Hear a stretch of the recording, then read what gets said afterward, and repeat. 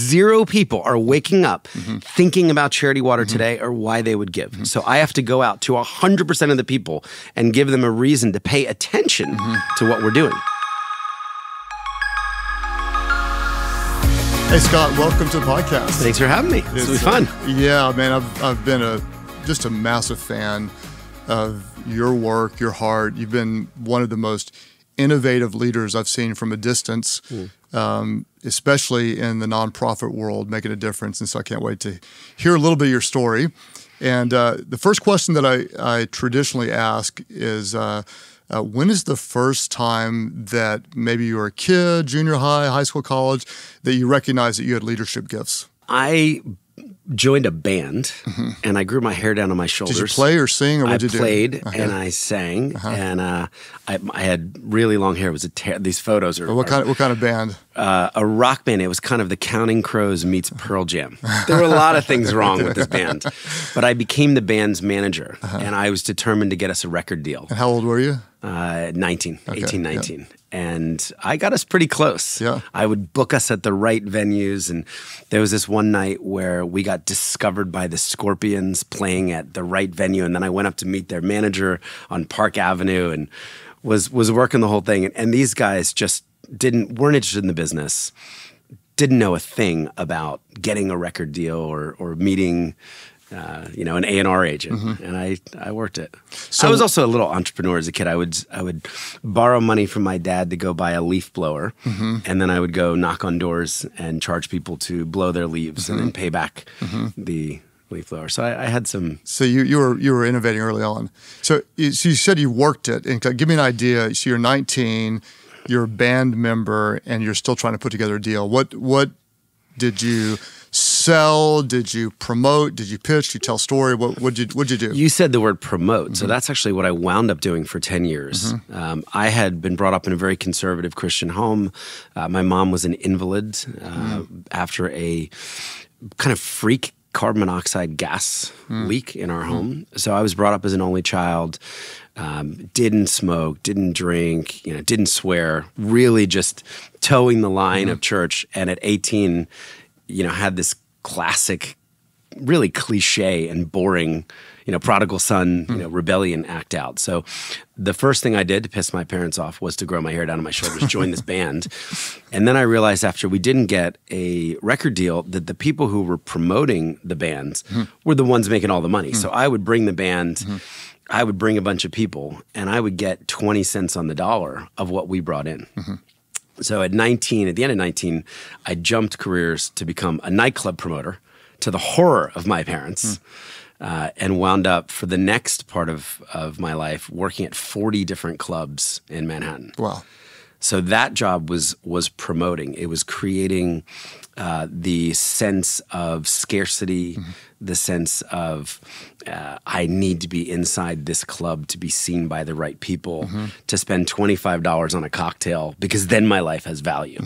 And we would put out velvet ropes and we would create one-way glass and we would hire the right DJs. And the more people you kept out, the more people wanted to come in and the more you could charge them. So let's just take that principle and convert it to some of our listeners. Let's say someone's leading a youth group and they want to create the sense of scarcity so people want to come in, or maybe they're franchising some kind of a bagel store business and they want to create kind of demand. What went through your mind then, and what have you learned about creating scarcity and drawing interest? Well, there are a lot of clubs in New York, and it was really about how do we distinguish ourselves from all the rest? How do we become distinctive and exciting, and how do we capture people's imagination? How do we get them to talk about the experience of what they've heard we're building and then the actual experience as they come in and how they're treated? So a lot of it was just creativity. And most people weren't trying very hard. They would open up the doors, they would hire a DJ, they would turn down the lights, and they would sell drinks. I would go get lifeguards to sit on giant lifeguard poles, I guess, and I would get 1,000 beach balls, and we would create a pool party. We'd tell people to come in their swim trunks. We would create pajama parties, and we'd tell everybody to come in their pajamas. So there were these themes to the nights. We would bring DJs in from Paris and pay them a little more because we knew that this would feel extra special, and people would more than cover the cost of that expensive DJ and would want to come. So I think it was just a sense of something really exciting is happening here, and I can't miss out on it. So I want to hear a little bit about, like, how were you good immediately? Did you grow into it? I'm assuming you had to pick up skills along the way. You grow into it, and it's really about a list. So you build a list, and the more people come, the more information you capture, and then the more people you can continue to invite to future clubs. So it's a mix of, in some ways this sounds very pedantic, but like CRM, like you have to manage your database and you have to manage and label people correctly. If you're doing a party for Vogue, that's looking for 50 people, you're not emailing the whole list. You need to know which 50 people to bring to that event. If you're trying to fill a field at a festival, it's a very different strategy. So it's both trying to market and promote that event through a sense of excitement and, purple cow kind of, how does this thing stand out? And then being really organized. So the statement being organized kind of leads me to what I'm trying to figure out. Can you rank in your mind, you're 19, you're 20, you're 21, you're probably one of the best promoters in Manhattan. It's probably top 8. Top 8, which there were 4 groups kind of running the whole city. And you're at the top of your field in a competitive environment. How would you rank in your mind? Is it idea first, implementation? Is it right people? Is it organization? Is it culture? Is it strategy? 100% idea first. Okay, idea first. It is, and I think as much today. So there's a vision, there's an idea, there's something. Futurist idea first. Okay, and your ideas are weird. Really weird. Yes. They've gotten weirder. When is weird good and when is weird bad? I think weird is normally good, and I think increasingly, as we're all fighting for attention, weird is more valuable than ever before. Boring doesn't work. Run of the mill, the standard story you might put out if you're a nonprofit. Oh, people need our help. We're standing in the gap. Will you join us? That doesn't. I'll just give you an example. I just shot a video. So Charity Water shooting a whole set of videos that we help people get clean water around the world. We work in Africa and India and Asia. I just shot a video with a bunch of kids in a backyard and a slip and slide. And the kid goes to launch himself and everyone's cheering in slow motion. And he skids to a halt with a thud and goes, ow! Because there's no water on the slip and slide. And it cuts to water changes everything. We shot a piece where somebody goes into a diner and orders coffee, and the coffee grinds come out. There's no water to brew the coffee. Pasta without water. We're shooting a spot where a woman is going to be on a high dive and getting ready for the early morning jump, kind of adjusts the straps of the bathing suit. And as she jumps, the camera pans up and you realize there's no water in the pool. And right before impact, we cut and say water changes everything. 700 million people live without water every day. So I'm always looking for ways to surprise people, to get them into our issue. I probably wouldn't use weird as much as intriguing, different, intriguing, shock, aggressive sometimes. So if we're gonna fast forward through there, so for almost 10 years you're promoting, you're having some success. Now you're leading arguably maybe the most impactful, what would you call it, water? Yeah, we'd be the biggest water charity in the world. Biggest water charity. Funding water projects. Biggest water charity in the world. So that's a pretty big jump from, so what took you from a promoter to helping people get water around the world? Well, I mean, Act 1, I wanted to be a doctor. I wanted to help other people. I wanted to help my mom who was sick growing up. And then Act 2 was really playing out this just kind of prodigal son story, the sex and the drugs and the girls and the BMW and the Rolex and other people's private planes, and just trying to collect all these markers of success that I believed would make me happy. And I got my life to a point where I did have a lot of that, and I had the nice car and the grand piano in my New York apartment, and I was a disaster, Craig. I was emotionally bankrupt. I was spiritually bankrupt. I was morally bankrupt. And while my life looked great on the outside, I was just rotting. I was full of self-loathing. How many years into it 10 was years. that? And 10 so years were you broken at year 4 or broken at year 8? When did it? It was it slow breaking? It was slow and then sudden. You know, that realization that... That's a good way to say it. I think a lot of people listening would probably say, yeah, I've been there. It was slow and then sudden.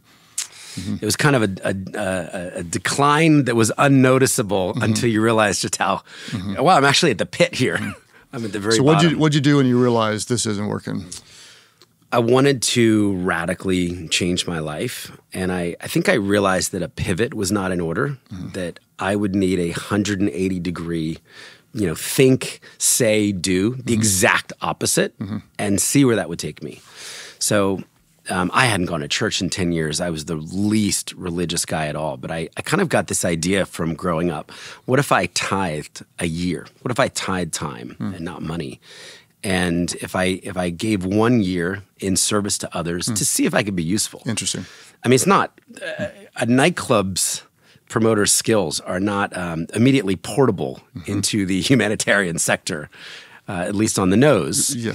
So I have this moment where Craig, I sell everything I own, and I'm going to start life over at 28, and I'm going to quit smoking and drinking and drugs, and try to find my way back home to this foundation of morality. And I apply to 10 famous humanitarian organizations that I've tangentially heard of. So I apply to World Vision, Save the Children, Doctors Without Borders, 10 orgs, and I'm denied as a volunteer by all 10 organizations. As a volunteer. They have no idea what to do with me. Wow.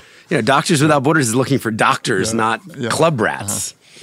So I was finally very fortunate that this one organization who was not on the top of the list writes me back and says if I was willing to pay them $500 a month, I could volunteer. And I had to go live in the poorest country in the world, which I'd never even heard of. It was a country called Liberia in West Africa.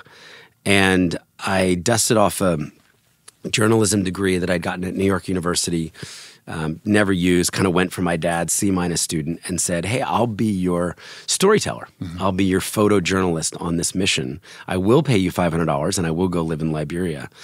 And everything changed in one instance where I walked up the gangway to embark on this 522-foot hospital ship and then sail into Africa with a group of doctors and surgeons who were offering free medical care on people who couldn't afford it. And I quit the smoking and I quit the drinking and I quit the drugs, and I wanted to have this kind of all-in cold turkey moment. But I think I very quickly realized I could just promote something radically different that actually had meaning. I could promote the important, redemptive, generous work of these doctors and surgeons. And I could go back to my same audience, the 15,000 people who had been getting drunk for 10 years, and just tell a different story. And so that's how did you get from there to Charity Water? Well, I spent a year. I took 50,000 photos that first year, and I was writing stories, and I was so this is all for the doctors? Villages, all for the doctors, paying. They're billing my credit card every month. And I learned... And you're still paying to work for them. Still paying to work. Okay. And what was interesting about my club list was there was an instant kind of rush of unsubscribes. Right? I signed up to go to that amazing Vogue party, not... why is he sending me cleft lips from Africa? So what percentage of those? I'd say about 10% of people dumped. Well, that's not bad. But then the list grew. So then people would share these stories and say, oh my gosh, did you know that for $300 you could provide a surgery and somebody would get their face repaired? Did people think you lost your mind, or were they intrigued, or how'd they respond? They were fascinated. Here is a guy they had been doing drugs with in a DJ booth who now is in West Africa running around as a photojournalist embedded with facial surgeons in a country with no electricity and no running water and no sewage that's post-war. They were fascinated. And the list began to grow, and people started sending in money to mercy ships. So I think I stumbled into becoming a fundraiser by simply telling stories. I was raising money that was actually important And you life-saving. you converted a nightclub list to a humanitarian list. To a humanitarian list. Crazy. So then the second year, so I finished the year and I actually came back to New York City. I put together an exhibition of my photos. And at the end of the exhibition, there was a cash register and it said, sponsor a surgery for $380. And I wound up raising $100,000 through that gallery. And went back to Africa for a second year. And it was that second tour, so I was 29 at the time, where I remember going into a village and seeing children drink from a green, viscous swamp. And I had never seen humans drink dirty water before. And I learned that half the country was drinking bad water, and half the disease in the country was because people were drinking bad water. So I had that kind of eureka moment. Oh my gosh, here I am with these doctors. We don't have enough doctors. We're turning thousands of sick people away because of capacity. And millions of people are drinking disgusting, toxic, contaminated water. Why is no one working on this issue? Why has no one jumped to the root cause of so much of this sickness? So at the end of the second year, I came home and said, I'm 30. I've got, a whole, hopefully, new career ahead of me. What if I just try to bring clean water to every single person on earth before I die? And what if I just adopted this simple mission and start? So I want to just wrap back so our audience can track with you.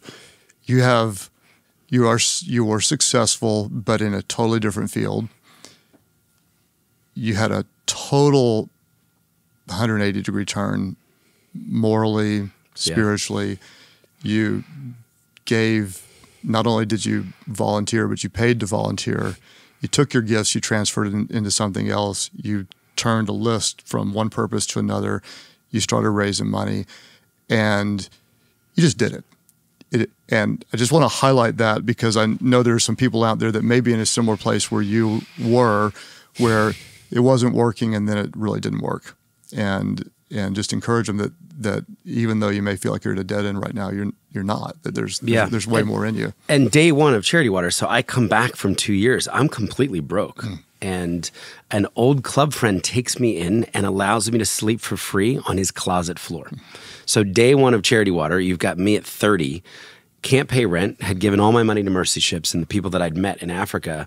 And I'm living in Manhattan on a walk-in closet floor with this guy's T-shirts and suits around me. And I'm going to go and try and bring clean water to every single person in the world before I die. So it felt pretty implausible. Did people think you were crazy? They did, but I think I had such a deep conviction. And there was a real power in what I'd seen. So I came back with an eyewitness testimony.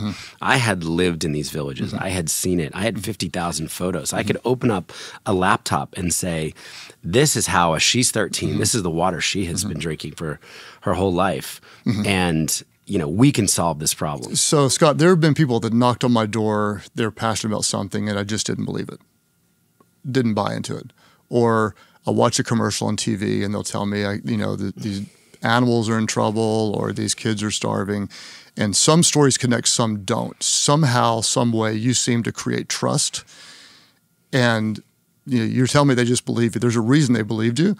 And what is it about the story? What is it about you? How did you create trust when so many other people care but cannot? I think there was such passion. I mean, I was opening up that laptop and I was making 10 to 15 presentations a day. I would go to a restaurant. I would go to a club owner's house. I remember once there was a DJ I was trying to get involved and I let myself into the DJ booth. And while he's playing, I'm clicking through photos of people drinking dirty water saying, this is what I saw. This is what I experienced. You have the power to do something about this. And, he's like, okay, I'll give. Can you just get out of the DJ booth? Can we talk about this tomorrow? So there was I would persist in some ways until people relented. And then I also got a lot of no's. Not everybody said yes in the beginning. There were people that said, how are you in any way qualified to start? Yes. What's your experience? I actually read Nonprofits for Dummies. So I didn't know how to hire a lawyer and get a 501c3 I'm status. assuming you didn't know how to drill a well yet. I didn't know how to drill a well either. I knew nothing about hydrogeology. I just, there was a problem I saw that was not okay on my watch. I had sold Voss water in nightclubs for $10 a bottle for 10 years and confronted with the fact that 10% of the planet was drinking disgusting water every day. And I actually could do something about it. I personally could advocate for them and could move money, could move interest. I needed to do it. So so there was a burning intensity. passion. Yes, and I was working 90 hours a week. I was single. I was living on a closet floor. Like I didn't want to sleep in the closet. The less time I spent in the closet, the better. So I think there's more to this than what you may even know because you're so close to it. So what I'm hearing is there is a creativity. There's a genuine broken burden where you're obsessed with this. You're going to grind it out. You're not going to take no for an answer. You keep coming back, but there's still more to it. You brought in the right people, or you created a new innovative way for people to give. I've got a lot of listeners right now that care about something like you do and are not having the success. Can you tell me the thing behind the scenes? How do you think differently to create now almost $1 billion you've raised for Charity Water? 980 million. Yeah, 980 million. If we just did it a week later, it might be $1 billion. So you're going to hit $1 billion in raising. How do you think differently to do that? Well, I listened to everyday people and I listened to their objections. So why they weren't giving to charity, why they were distrustful. And at the time I had the advantage actually of being 30, not knowing anything about institutional philanthropy. So I was unburdened by all of the trappings of this is the way that we do things when you run a charity, when you run a humanitarian NGO. And my friends worked at Sephora and MTV and Goldman Sachs. So as I was telling them of this passion to get clean water, first of all, there's an awareness problem. People are like, what? Humans are drinking dirty water. So I would prove to them by what I had seen and what I'd experienced that was true. And then I said, well, what would stop you from giving? Oh, I don't know where my money's going. I don't know how much, would my money even make a difference? Would it even reach Africa? So objection after objection kept coming in. And I realized, wow, what if I could create a completely different charity that would operate differently, that would think differently, where money would flow differently, that would speak to these objections? Could we get these disenchanted, disenfranchised people back to the table? Could we get them to give? Could we bring the cynic into the house of giving? 70% of Americans believe charities waste their money. So 7 out of 10 potential givers have a story in their mind that the charity is going to be a bad steward of their gift. So I had this crazy idea. What if we could promise the public that 100% of whatever we raised would go directly to the construction of a water project that would help the most marginalized people in the world? And in a separately audited bank account, somehow I would raise all that nasty overhead from a small group of business leaders, I don't know, donors, board members, who wouldn't mind paying for the Epson copy toner or the staff salaries or the office. So that turned out to be a distinctive, if you go back to the clubs. We then became competitive over 99.9% of charities in the world because we were able to tell people, if you have $1 to give or $1 million, every single penny will go directly to this cause. And then the second kind of big aha moment was, wow, I've just created a non-fungible business model. Let's build technology to prove to people exactly what their money accomplished. So we became the first charity in the world just to geolocate on Google Earth and Google Maps every completed project. And we'd send the satellite images back to a donor so they could see exactly where their money went, where 100% of it went. And nobody was doing this. So it felt like a super charity to people. This is transparent, it's innovative, it's digital, there's a feedback loop, and it started to grow really, really quickly. Maybe the third pillar was just, I wanted to build a beautiful, imaginative, inspiring brand. So I wanted to look at this movement like Nike or Apple, or Virgin, the way Branson would look at it, the way Steve Jobs would look at it, the way not using shame and guilt to peddle the wares, but could we just woo people into the most inspiring cause where they just had to be a part of it. They couldn't miss out on the opportunity of being part of this movement where the whole world gets clean water, where we realize this day on earth when every human has every child has the most basic need for life met. Okay, I'm taking notes over here. And I want to pause because people are driving. They'll listen at 1.5 speed, and they're going to miss their brilliance when they do that. Here's what you said, just some of the words. You said, to be a part of this movement. So this isn't just a charity, it's a movement. And that even that word, you were creating motion. And then you talked about the brand. And so most people aren't going to think of, your website tells a story. You're a walking story. And so you're talking about creating some kind of brand. You use the word wow, inspiring, cause. They couldn't miss out. The whole world. These are big words. The whole world. This isn't a small vision. And so I just kind of want to highlight for our listeners the ingredients we have here. We have a guy that didn't know what he didn't know, which actually became an advantage to you. So you broke some rules. You listened to the objections, and you decided to completely, basically obliterate them. And design something. That spoke to the objector. Create it. You told a very compelling story and showed the need, listened to their objections, helped them be a part, and then you went and proved with technology, here's exactly where it goes. You eliminated the overhead. And so you innovated in a space that was stuck. Traditionally, you stood out. Correct me if I'm wrong, but if from a distance, I would say, if there is, with all that, those systems that are in place, that's how you think differently. Your ability to tell stories is probably the leading story of how you've been able to raise almost $1 billion for charity. Can you tell me, as a leader, how important are stories and how do I tell them well? Well, for us, it is penultimate because I'm going to argue that 99.9% of people listening have never experienced this problem. They have never tasted dirty water in their life. The women listening have not walked 8 hours carrying 40 pounds of dirty water on your back, knowing that you could kill your children with that river water. If we were talking about a cancer charity, 100% of the listeners have been touched by cancer. Friends, loved ones, coworkers. So the storytelling is so important because no one listening woke up this morning and went through their routine and said, gosh, I'm so grateful for the clean water that just came out of my refrigerator, the clean water that I washed my kids' soccer uniform with in the washer, the coffee that I made with the clean water from my tap. So it all starts with this story that, hey, 703 million people did not have that experience.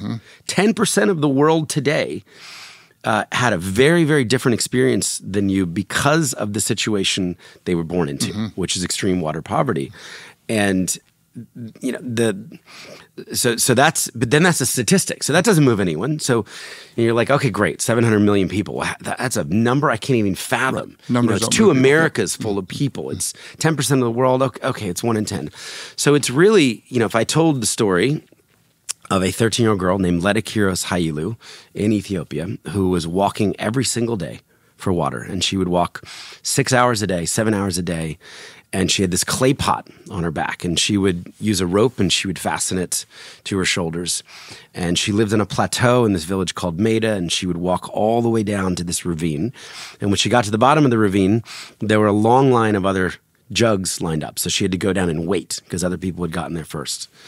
And at the end of one of these journeys, this 13-year-old girl walks back up to the village. And before she reaches her home, she slips and she falls. And she breaks her clay pot. And she watches the water she spent all day just seep out into the dust. And in this case, she takes the rope and she climbs a tree and she hangs herself. And they find this 13-year-old girl's body hanging in the village with a noose around her neck and the broken clay pot on the path.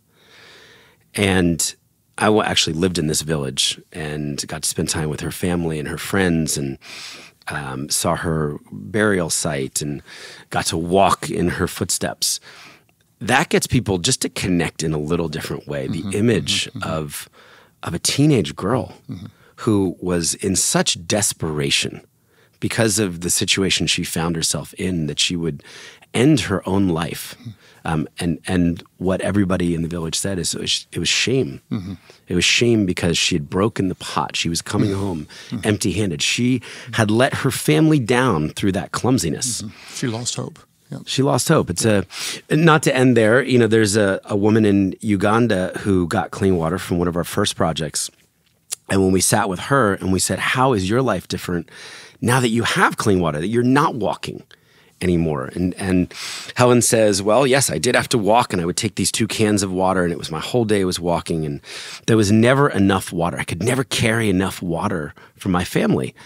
And she said, every day I would make decisions. Do I cook? Do I clean? Do I wash my kids' bodies? Do I wash their uniforms for school? Do I garden? Do I keep my house clean? She said, there was never enough. And as a Ugandan woman, I always put my family first. She said, so I never used the water for myself. And she said, now that there's a well in my village, now I can walk feet. I could take all the water that I want. And she says, now I am beautiful. And I remember our team was like, Helen, of course, you're a beautiful Ugandan woman. What do you mean? She says, for the first time in my life, I have water for my face and my body and my clothes, and I feel beautiful. And again, the people don't think of water like that. The ability to restore dignity to a sacrificial mother who is putting her kids first. And now because somebody wrote a check and there's a well in her village, the lives of 300 people are forever changed. And you have a dignified 65-year-old woman who finally feels clean.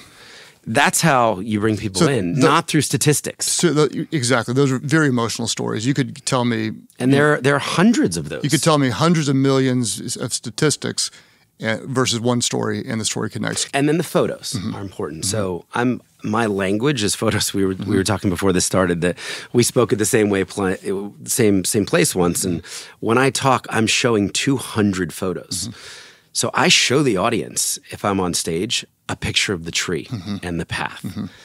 And it's a tough picture because it's a frail tree. And you imagine kind of being there. It is the actual tree. So there's a truth in that. It's not just a story. It's not a, let's come up with some sort of formulaic story that makes people feel bad. I show a picture of her grave, which is a little pile of rocks next to a tiny church. And the priest who gave the funeral is waving at the pile.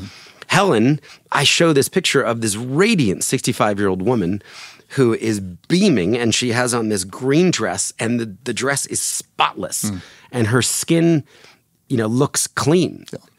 So, I think the truth in the stories really matters, that it's not hyperbole, they're not exaggerated. These are real people, and you try to bring them to life as a conduit. I want to help all the Helens in the world get clean water. And so I would say, like I look up to you, admire you. When you speak, I can see it. I can feel the emotion. And then if I'm listening to this, I may say, okay, Scott, you got it easy, man. Like you're telling stories about people's lives change. If someone's in banking or someone's scaling up a yogurt business or they're a realtor, how do stories matter, and what would you say in that case? Do stories matter? Absolutely. And I've yet to find a cause where I can't find some idea of where the story would be. If you were working in medical research, let's say, if you were working in cancer research and there's billions of dollars. Too easy. We're making tires. Let's go with the tire store. I would talk about the values, the history, the first tire, like who started the tire store? What did the cars look like back then? What was... oh my gosh, I'm so interested in. I know nothing about tire making. How do you make a tire? How much rubber? Do you know that it comes from rubber trees? Where do rubber trees come from? Plantations of rubber trees. There's so many storytelling that you take an inanimate object that we have 4 on our car, and you imbue it with life, with mystery, with the process, how it actually gets made. What is the difference between a high quality tire and a low quality tire? You could do it. I could hand you, a chord, and you could make it sound good. Someone who doesn't think like you, tell me how you think. What goes through your mind in if we're going to tell a good story? What are the elements you need? I think I assume that everyone is bored with, and they don't have time for anything that we are going to say. So how do we capture their imagination? How do we find that? Okay, so that right there is, we just need to, you assume that everybody's bored. they're not really interested in what I'm going to say. They're not interested in tires. So let's just talk about that. No one is interested in tires. And so I'm a pastor. Would I assume most people probably don't care about church? Is that where I start? I would start there. Okay. I think that's probably where you did start. You're exactly right. But no, I don't think everybody does. So everybody's bored, and you're going to start Nobody's drinking your Kool-Aid. Nobody is zero people are waking up thinking about charity water today or why they would give. So I have to go out to 100% of the people and give them a reason to pay attention to what we're doing. So once you have a compelling vision and you've got a story and you've got the heart behind it, systematically, what did you need to do to build Charity Water? It's not just you raising money. It's not just you telling the story. It's not just you showing photographs. I assume you have a team, probably a pretty big team. Yep. Who do you need? Who do you hire? What do you look for? Well, at the beginning, and I know a lot of people don't like this, but it was just brutal 80, 90 hours a week. It was an existential risk that we would go bankrupt at any given day. So you are just trying to make sure that the thing can live, and you're always running out of money. And it is terrifying. I was hiring generalists. Can you work and can you, go deliver water? Can you drop off checks at the bank? And can you bartend at a cocktail event in New York City that somebody said, I'll give you all the profits from the bar if you can send a bartender.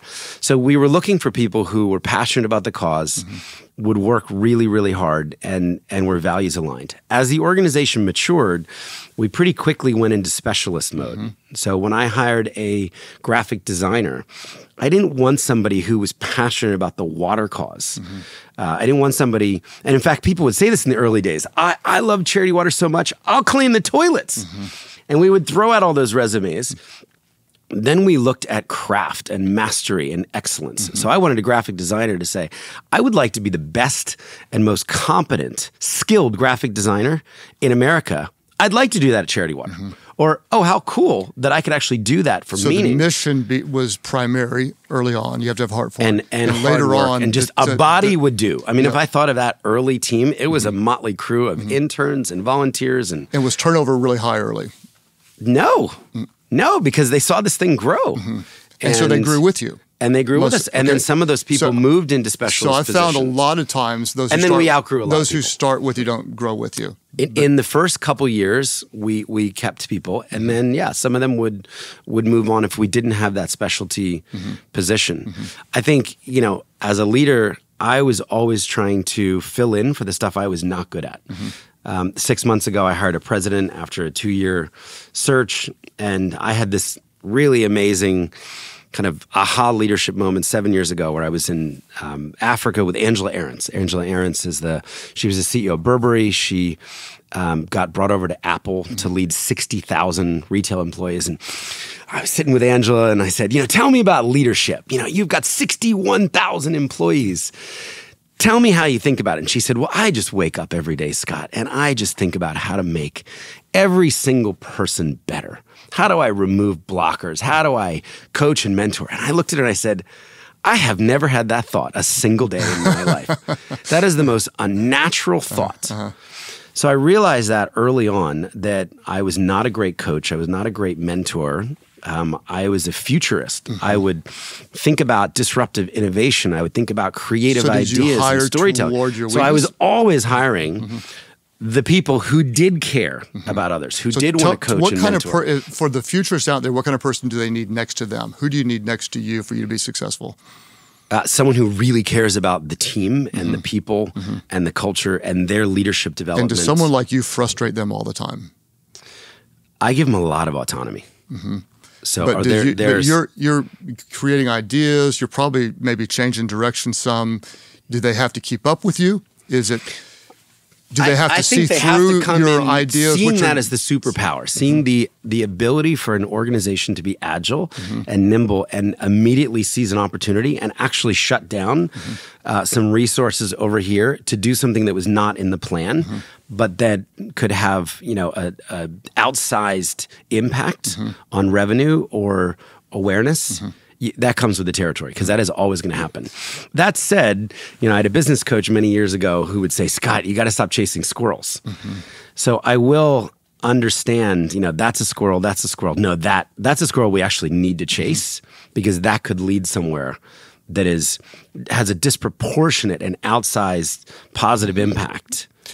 Can you tell me, life cycle wise, if we've got the kind of the blast off, the launch phase, you're broke, you're working hard, you're taking anybody, you're taking risk, you don't know if you're going to make it, you're going to run out of oxygen, money is oxygen, and then you kind of hit what some have called the whitewater phase, where you're actually growing, it's starting to work. You're shifting now, you're hiring specialists, you're creating some systems, and then you get to a phase that some have called prime or kind of effectiveness. Are you in effectiveness now? Have you tilted over to where you're actually lost effectiveness because you've gotten so big? What season are you in right now organizationally? I might think of it a little differently in kind of S curves. So if you look at 18 years or 17 years of Charity Water, so we did just the numbers, 2 million first year, 6, 9, 13, 18, 25, 35, 45. So we went from, a party opening night where people threw $20 to a $45 million year, very quickly. And then, for our listeners, just to hear, you just rattle off the first 8 or 10 years of numbers. You have to know your numbers. You have to know your numbers. You have to know your numbers. I could tell you churn. I could tell you KPIs that would surprise a whole lot of people that I would know monthly churn and involuntary churn. You have to know your numbers. Yes. Yeah. Okay. So then we had a down year. So that was a really existential, whitewater, or the whitewater ended. We were just kind of sitting there in a canoe, and the organization hadn't done anything wrong. There were a couple major donors who had really fallen on hard times and just paused their giving in 1 year. And what I realized was the biggest challenge is we start January 1 at 0. So no matter how hard we worked and how many people we brought in, it was only a one-time donation business. And, that year, wow, we crushed it. We raised $45 million. We helped over 1 million people get water. The ticker rolls back to 0. How are we going to do that again? How are we going to work that hard? So it was really this realization that what got us here, and in fact, the products, the donation products, the marketing stories that got us here would not get us to that next level. And I wound up shutting down what was one of the most successful business units in the organization, which was this idea of donating your birthday. We'd raised over $100 million in total as people would donate their birthdays to Charity Water. Shut it down because it was a one-time business, and we put all of that energy into starting a subscription business. So more of the Netflix model or the Disney Plus, and we had another kind of flat year. And then the organization doubled and then doubled again. And we went quickly to 100 million in revenue. Now we're stuck at 100 million. And we're again in this phase where what got us up to 100 million a year is not going to double the organization. And we are working on some disruptive ideas. Charity Water is opening a retail store. This idea of getting people to exit through the give shop instead of the gift shop. And it's a 45-minute immersive experience where people will put on headsets and they'll watch a well being drilled, and they'll walk into an immersive room with a treadmill, and they'll walk for water alongside people in different countries, to capture their hearts and imagination. And on the way out, here are the ways that you could give. Here's how you could move it forward. So we're trying and testing all of these new things. So I think there's a constant a deep dissatisfaction, a deep dissatisfaction by how little we've done. $1 billion, Craig, is a fraction of what I thought we would have accomplished by now. It is a fraction of what we should have accomplished. So while it seems like a lot to others, it's like the top of the second inning, or maybe the bottom of the first inning. And the best must be ahead. Because helping 20 million people get clean water out of 700 million people who are waiting, it's 1/38th. I didn't start this to solve 2.5% of the global problem. So that next level of scale and energy and movement building is required. So forgive me for doing this. I keep doing it, and it's probably maybe even a little annoying to you. But I don't want our listeners to miss. I don't think like this. So this is fascinating for me to watch you do this. I don't want them to miss what I'm seeing and hearing here. So you, in any organization, when you're scaling it up, you're going to hit ceilings, and they're your own mindset, they're the limitation of your people, they're the limitation of resources, or whatever. And when you hit those, you innovated. Your first time you leveled out, you said, hey, let's go ahead and try something different. And I think you're really smart, because if you're starting over at zero, if you don't have kind of a subscription based, it's really, really hard to do. YouVersion, the same thing for us. Is we so very similar, that we're going to wait a minute. Transform the organization over and time. So you take a risk, you reorganize, and you're flat the next year. And that's typically what happens is you have to take some kind of a risk, and then you're holding your breath. Is it going to work? And it doesn't always work. It doesn't always work. But you have to almost have that high risk in order to double it. And then you get to another place. And here's what I like about, I love this, is you are the biggest in the world and you're dissatisfied. And what you're doing really, really well is you're not letting anybody really call you big. You may know you're the biggest, but based on the need that you have out there, you're not big. And we do the same thing in a church. Is we resist the label mega church, because I don't like that. We're actually not even a mega church. We're actually a lot of smaller churches. And if you come to a service, we're actually really small churches. And we're a really small community. We're just a bunch of small communities. And a bunch of them together can do a lot. And so we always say, if you compare us to the unrich people, we haven't even gotten started yet. And so yes. We're not big. We're not successful. If we think we're big, we're going to be slow. If we think we're successful, we're not going to learn. We're not going to innovate. So I just want our listeners to hear. I think the ambition is really important, and it animates the whole team. It animates a leadership team. You're just getting started. Yes. We're just getting started. Yes. I learned this from my friend Daniel Ek. So he started Spotify. I'm sure a lot of people use Spotify for music. And he stood up in front of the company when they had 900,000 paying subscribers, right? Given $9 a month or so. And he stands up in front of the company and he goes, we're going to 100 million paid, and we're going to do it in 10 years or less. It actually took him 11 years. And today he's at 280 million. Wow. Yeah. Going to $1 billion. And he will reach $1 billion. And I think sometimes that order of magnitude ambition is helpfully disruptive, because you can't just maintain the status quo. Like we will have, if we really want to get 700 million people clean water, we will have to discover new paths, new revenue channels, new partnerships, new ways to bring people into the movement that are undiscovered. Because if we just keep plugging along, I saw the data the other day, it'll be 2060 before the world gets clean water. I'm going to be 80. I don't want to wait that long. I'm going to be in my 80s. Yep. So we have to go faster. And I think, ambition sometimes can get a bad rap, but if you have a noble ambition, and that noble ambition could just be growing a company to provide for more of your team members and employees so that they can take care of their families, and you can give them great benefits in retirement and give them a great place to work where they feel good about the values and the integrity of the company that they're representing. And maybe you're really generous with your profits and your revenue, and you do great things in your local community, the global community. Yeah. But having that, we haven't succeeded vision, I think is really helpful. It is. And based on what I see in you, I bet you do it before you're 80. The heart's there. I hope. So what I want to do, I want to ask you one more question, but first I want to tell our audience about your book. It's totally and completely worth reading. The story is humbling, it's motivating, it's compelling, it's packed with vision, and we all need vision. The book is called Thirst, a story of redemption, compassion, and mission to bring clean water to the world. I want to give some of these away. So if you're on YouTube and you just want to type in the comments section, I want to make a difference, just type that in there. I want to make a difference, and we'll draw 5 different names to send these books to. If you're listening on any other place, just hop over to YouTube and just type in there, I want to make a difference. And then last question I want to ask you, because I think it's really important.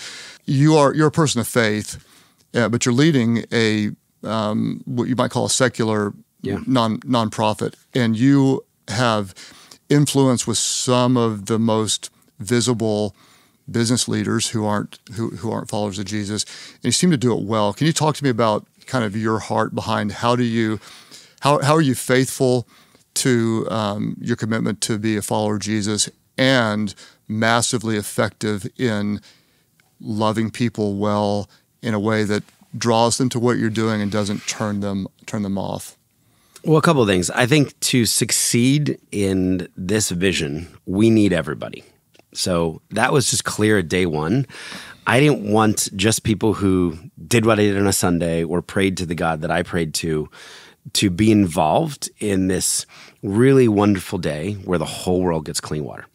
So that was starter. So then you don't have a faith-based charity because that would turn off, a huge amount of people who would never give to that. That was a really easy decision. I think, the second thing is I've realized that I get to live out my theology through my work every day.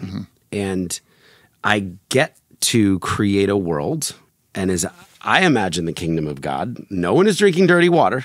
No woman is walking 8 hours, at risk of rape or hyena attack as she goes to some faraway river. So by, making this mission of clean water, which is an inarguable common good, I get to live out my personal faith through my work with no strings attached. And it's really fun. I mean, some of our biggest donors are, one would describe himself as a rabid atheist. And he has no problem with me. He thinks I pray to an imaginary God. I'm a lunatic for believing that there's anything out there. But because I don't have any secret agenda. I'm not trying to force my faith on our team members or on the people we serve with clean water. He's given over $25 million. And has been to 13 countries with me. And I think that's almost, now I'm almost, where I find the biggest problems with the Christians. I'll go speak at a Christian conference, and if it's not, if we're not proselytizing or trying to convert, they won't give money. I said to this guy once, I said, all right, so, okay, I realize you're never going to give me money. You're only giving to, faith-based causes. How did you make your money? He said, I'm a home builder. And I said, well, please tell me you only built homes for Christians. Yep. He said, no, I let anybody build in my home. So I said, well, then you only hired Christian contractors and electricians and plumbers, right? And I'm like, well, why should I? Right. But did you try to put your Christian values in the homes that you built? Were you trying to build, affordable homes that were high integrity? Did you try to treat all of your contractors and your workforce with your values? Yep. Yes. So that's what I'm trying to do. So I typically only run into the problems from, the religious people who were not ticking that box. But I find the more secular or progressive the business leader is, they're fascinated. They're intrigued by my faith. And it is not in any way a barrier to them giving generously to the organization. They ask questions about it. I love it. I think that's a compliment to the way you live out too, because you treat people well. You're fun to be with. You're gonna lead with a vision that is compelling, and you're gonna have integrity along the way. And so you don't give obvious reasons to discredit your heart, your motives, your vision, and you do it with a way that I think is you reflect the kingdom of God in a way that I think is would be pleasing to God. Yeah. So well I like that James verse. True religion is, serve others, look after the widows and orphans, and keep yourself from being polluted. So this idea of kind of, personal integrity in the way that you run your organization and treat people. And then I'm just lucky that we get to do the service with the actual work, and we get to change people's lives every day. And if people want to find out more about Charity Water, what do they do? Sure, just charitywater.org. Yeah, it's worth going to Charity Water, both to find out how you can help and just to learn as a student of how to tell the story well. And so, Scott, thank you for your passion. Thank you for your excitement. And to you, I hope you're inspired that there may be something in you that's burning right now that you think, man, somebody's got to do something about this. I think Scott said, not on my watch. And there may be something that's inside of you, and you may not know a lot about it, but if you have the faith to dream big, if you have a cause that really is weighing on you, you might want to start drawing some attention to it. And attack it with faith, attack it with vision, tell stories well, lead with integrity, and keep getting better, because we know that everyone wins when the leader gets better.